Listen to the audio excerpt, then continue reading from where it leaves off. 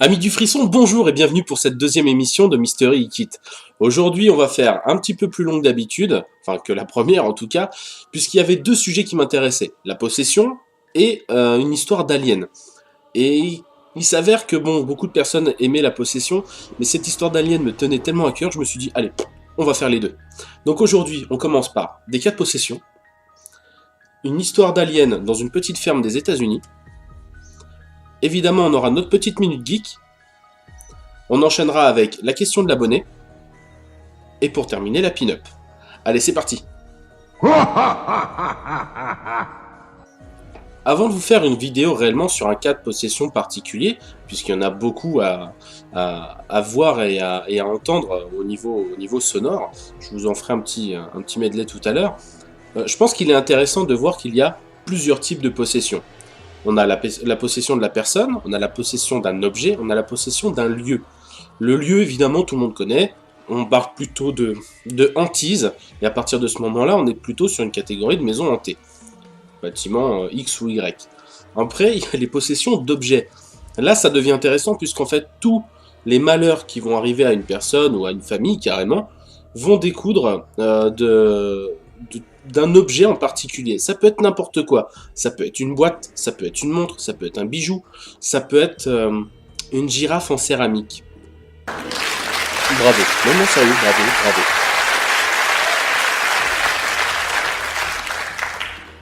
Non, je plaisante pas. Une girafe en céramique. Comme cette histoire de famille qui avait possédé, en fait, qui était partie en Afrique et qui a ramené une grande girafe en céramique. Le problème, c'est qu'en fait, elle était maudite. Les gens ont commencé à voir des choses de partout et ils ont décidé de filmer cette fameuse girafe une nuit. La surprise est énorme. La vidéo dure 2 minutes, donc vous avez le temps d'avancer ou de reculer, de faire ce que vous voulez avec cette vidéo. Mais honnêtement, si vous la regardez, il n'y a pas de son, il n'y a rien du tout. Mais juste le fait de le voir se déplacer, vous allez peut-être avoir des petits frissons dans le dos. Je vous montre ça tout de suite.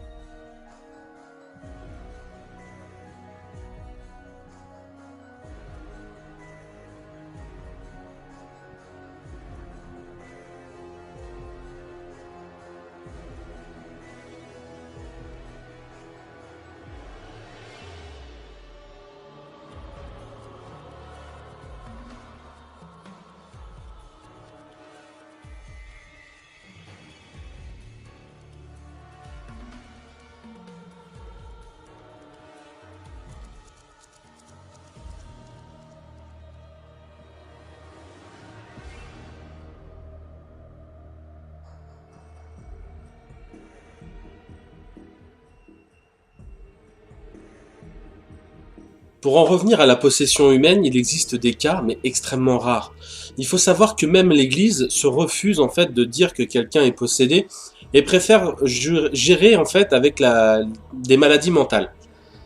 Il y a plusieurs types de possession, comme je le disais tout à l'heure, mais même par rapport à des possessions humaines.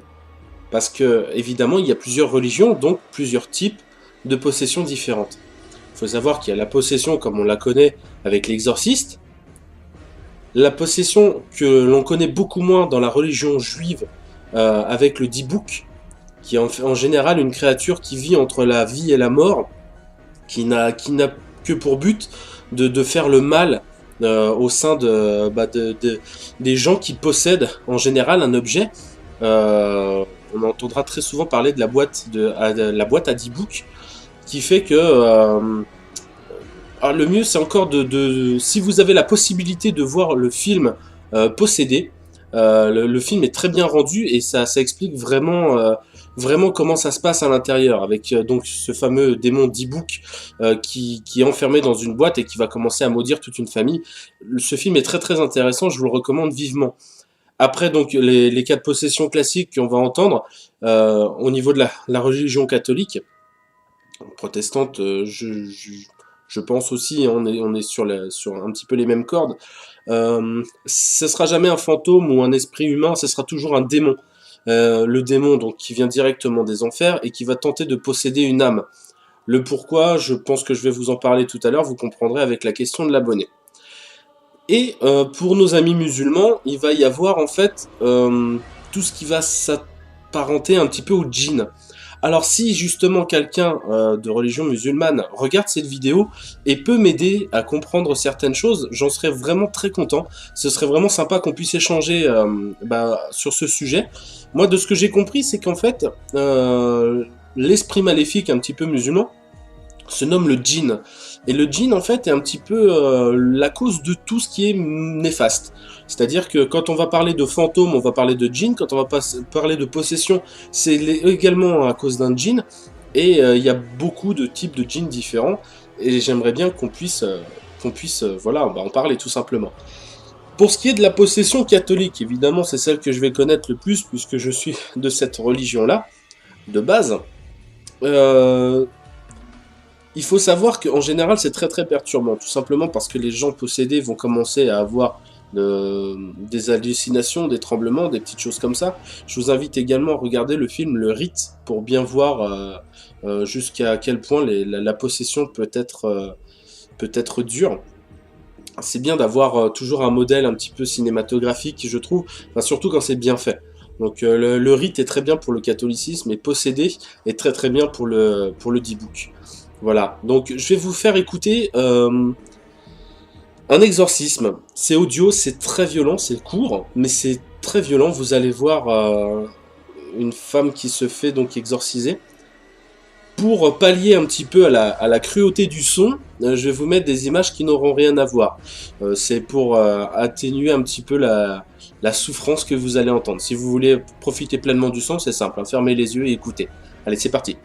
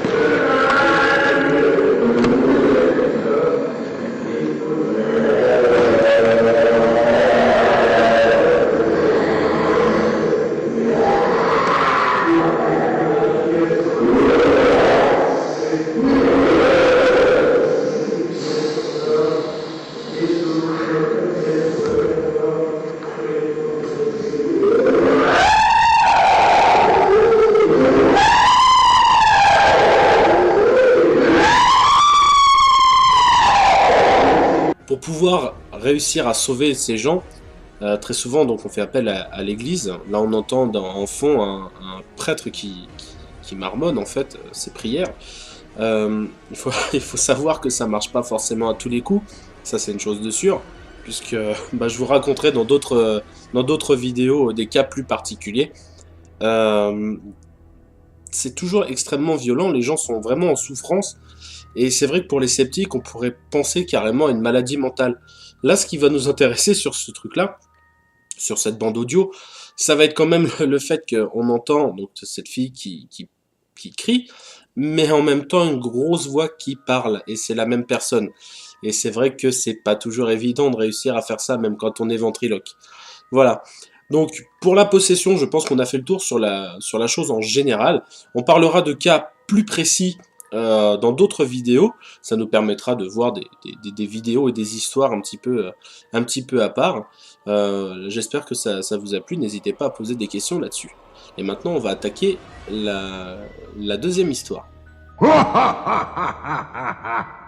Est-ce que vous vous souvenez du film Les Critters? Non? Je vous montre un petit peu.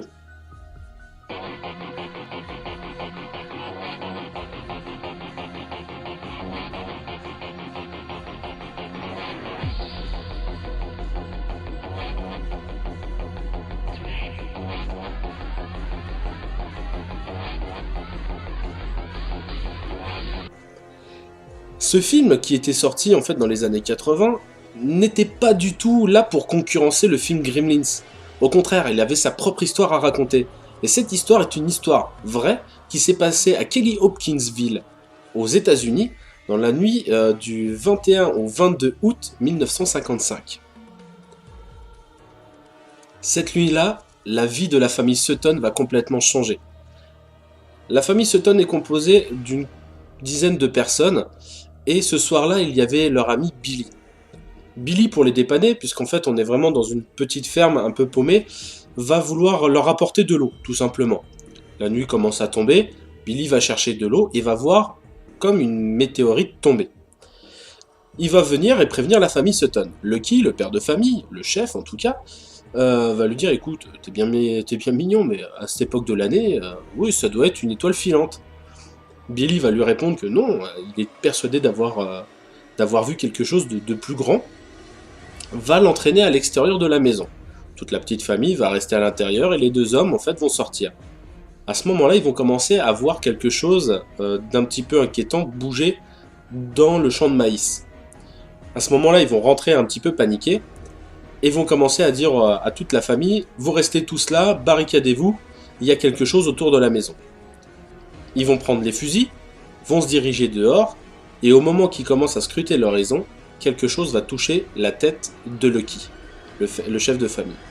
À ce moment-là, ils vont se rendre compte que la maison est complètement encerclée par des petites créatures avec des oreilles pointues et des yeux lumineux. Ces petites créatures avancent vers la maison, les mains vers le haut, et ils vont même jusqu'à dire, on avait l'impression qu'ils étaient en train de se faire détrousser par rapport à leur posture. Et ces créatures avançaient. Pris de panique, la famille, les deux mâles de la famille, en fait, vont commencer à tirer dans tous les sens et toucher ces petites créatures. Ils vont aller jusqu'à les appeler les lutins. Les lutins, quand ils se font toucher, font un espèce de bruit métallique, vont rouler sur le sol et se relever immédiatement. La fusillade va commencer et en fait ça va durer, ils vont se barricader dans la maison et ça va durer entre 2 et 3 heures. Comme ils n'arrivent pas à détruire ces créatures, ils vont réussir à profiter d'un moment d'accalmie pour s'engouffrer tous dans une camionnette et partir voir le shérif. Le shérif de Kelly Hopkinsville, c'est très long à dire, va croire en leur histoire, puisqu'en fait tout le monde va arriver dans son bureau et parler en même temps, avec un phénomène d'hystérie. Pour le coup, il va aller avec eux et commencer à vérifier si leur histoire est vraie. Il va se rendre compte que oui, en effet, il y a eu bien en tout cas des marques de fusillade, et qu'il y avait des cartouches partout et des impacts de balles dans tous les sens. Mais plus de petites créatures. À ce moment-là, la famille va pouvoir rester chez elle, profiter un petit peu du calme, et le shérif va rentrer chez lui. Au bout d'une heure, alors qu'il n'y avait même plus un bruit, la femme de Lucky va commencer à monter dans sa chambre, et au moment où elle va vouloir se changer pour aller au lit, va voir une de ces créatures à la fenêtre. Et là, la fusillade va reprendre jusqu'au petit matin. Ce fait divers va commencer à être connu un petit peu partout dans les États-Unis, il va faire grand bruit, puisqu'en fait, 1955, c'est quand même l'une des premières histoires où on va parler d'extraterrestres qui ont tenté de faire une invasion sur un territoire humain. C'est quand même... super sympa de connaître ce genre d'histoire-là, parce qu'elle emmène en fait un mythe, le mythe de l'extraterrestre, de l'OVNI, sur un territoire humain, et il est toujours très intéressant de voir, quand on vérifie un petit peu toutes les données et les témoignages qu'il y a eu, puisqu'en fait il y a quand même des survivants de ça, hein, qui racontent cette histoire, de voir à quel point, même 60 ans après, ils parlent toujours de cette histoire en soutenant que c'est la vérité. Vérité ou pas, cette histoire est vraiment troublante et je trouve ça super intéressant de savoir qu'il y a peut-être de la vie ailleurs. Il faut se méfier quand même, parce qu'en fait, au départ, la famille donc ont annoncé, ils ont parlé de lutins, donc de personnes d'entre 1 mètre et 1 mètre 20 avec les oreilles pointues et les yeux lumineux avancés. La culture populaire et le téléphone arabe, excusez-moi de l'expression, mais c'est comme ça que je peux mieux l'exprimer, va faire qu'au bout d'un moment, c'était carrément des créatures hideuses, complètement lumineuses et qui lançaient des lasers avec leurs yeux. Donc, il faut bien faire la part des choses. Au niveau du témoignage direct de la famille Sutton, c'était juste des petites créatures qui avançaient les mains en l'air et qui, au final, à part le fait d'avoir essayé de toucher les cheveux de Lucky au tout début de l'altercation, on va dire, n'ont pas vraiment montré de signes d'agressivité. Voilà, on en a terminé pour l'histoire de Kelly Hopkinsville. Je vous invite à vous renseigner, hein, il y a beaucoup de vidéos qui en parlent. On en parle même sur Wikipédia, il y a beaucoup de petites choses à voir. C'est une histoire très très intéressante. N'hésitez pas à en débattre et à me poser des questions via une vidéo ou un commentaire, n'importe quoi. Je me ferai un plaisir d'y répondre. Allez, c'est parti maintenant, on va attaquer la minute du gamer. Pour cette minute du gamer, on va vous parler de Zelda Majora's Mask. Pourquoi Zelda dans un truc de paranormal? Bon, bah déjà on sait tous que Majora's Mask, il y a une creepypasta qui tourne autour avec la légende de Ben. Je vous en ferai peut-être une vidéo un peu plus tard, si vous me le demandez gentiment. Mais c'est surtout pour un passage en particulier qui se passe dans la ferme du ranch Lonlon. Et ben en fait tout simplement ils ont refait l'histoire de Kelly Hopkinsville. Vous avez une nuit pour repousser les aliens avec votre arc, en sachant que les aliens avancent tout doucement autour de la ferme. Je trouve ça super intéressant de voir que le mythe de Kelly Hopkinsville a réussi à traverser les frontières pour arriver dans un jeu comme Zelda. Voilà, c'était juste la petite minute et l'anecdote sympa. Je vous laisse avec quelques images de Majora's Mask, encore un petit peu. Et on attaque tout de suite la question de l'abonné. Aujourd'hui, on va répondre à Arthur qui me demande pourquoi les démons auraient-ils besoin d'avoir un corps pour venir dans notre monde. Eh ben, c'est vrai que c'est simple et compliqué à la fois. Pour moi, en fait, comme c'est des entités un petit peu sans corps, c'est tout un esprit, un état spirituel, je pense que pour se manifester dans le monde des humains, ils ont besoin d'un réceptacle. Ce réceptacle, ça va être un corps humain. Donc ça va revenir sur les cas de possession qu'on connaît, l'exorciste et compagnie, quoi. Je pense qu'en fait, s'ils ont besoin de ça, c'est tout simplement pour montrer... Alors attention, on est sur un contenu religieux, là. Hein. En fait, je vois pas comment on peut dissocier la possession d'un cas religieux.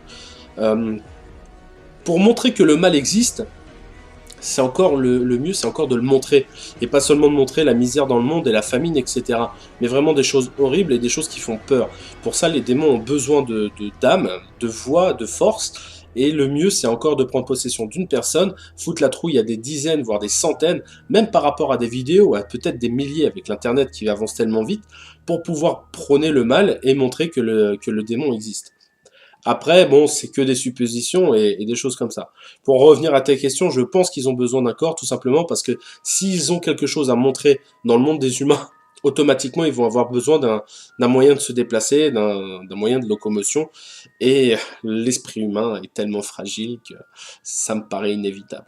Voilà, j'espère que ma réponse te convient. N'hésitons pas à en débattre. Ça peut être sur Facebook, ça peut être ici en MP. Il n'y a pas de souci, on est tous là pour ça. Allez, on va arrêter donc la question pour terminer en fait cette petite vidéo avec la pin-up du moment.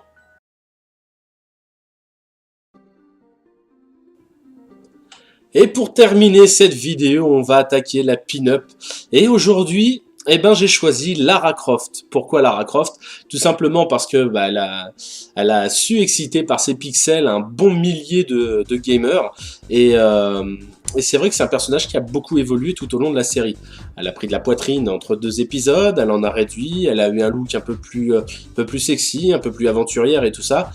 C'est pas un personnage qui m'intéressait beaucoup à l'époque de la PlayStation 1, et même pour tout vous dire, je n'avais fait aucun Tomb Raider, parce que le personnage ne m'intéressait pas, jusqu'au moment où je suis tombé sur le dernier, qui a été fait donc par Square Enix, et là je vous avoue qu'elle m'a tapé dans l'œil avec ses beaux pixels. Allez, je vous laisse avec ces quelques images, et je vous dis à très bientôt. N'hésitez pas à mettre un pouce rouge ou vert selon votre envie, et en me disant le pourquoi, et à partager la vidéo, vous abonner si ce n'est pas déjà fait. Allez, ciao ciao tout le monde!